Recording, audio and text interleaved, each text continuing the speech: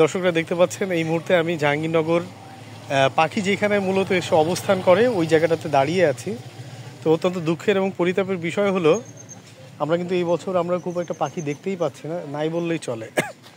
এটার বিবিধ কারণ হতে পারে, জলবায়ু পরিবর্তন অথবা হচ্ছে আপনার আমাদের যে মানসিক যে অবস্থান, সেই অবস্থানের আসলে সেই জায়গাটাতেও আমার কাছে মনে হয় যে পাখিদের জন্য পাখিরা তারা এটাকে আসলে আর স্যাংচুয়ারি বা অভয়ারণ্য মনে করছে না। আর আমরা তো জানি যে আসলে বন্য পশু পাখি বা প্রাণী এরা যতক্ষণ না একটা জায়গা তাদের জায়গাটাতে আসলে মানে বসবাসের যোগ্য মনে না করে ততক্ষণ পর্যন্ত তারা সেখানে তাদের নিজেদের অভয়ারণ্য ফিল করে না। অভয়ারণ্য যে ফিলটা, স্যাংচুয়ারি যে ফিলিংটা, এই ফিলটা তারা পায় না।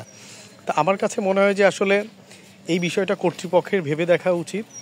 দেখুন না, কোনো পাখি নেই, অথচ এই সময় এখানে কিন্তু পাখিতে পুরো পরিপূর্ণ থাকে জায়গাটি এবং দেখতে ভীষণ চমৎকার লাগে এবং বহু ভিজিটর আসে এখানে আসলে এই সময়টাতে পাখি দেখতে এবং পাখির বিষয়গুলো নিয়ে উদযাপন করতে। কিন্তু সত্যি এটা খুবই দুঃখের বিষয় এবং আমি নিজেও খুব ব্যথিত।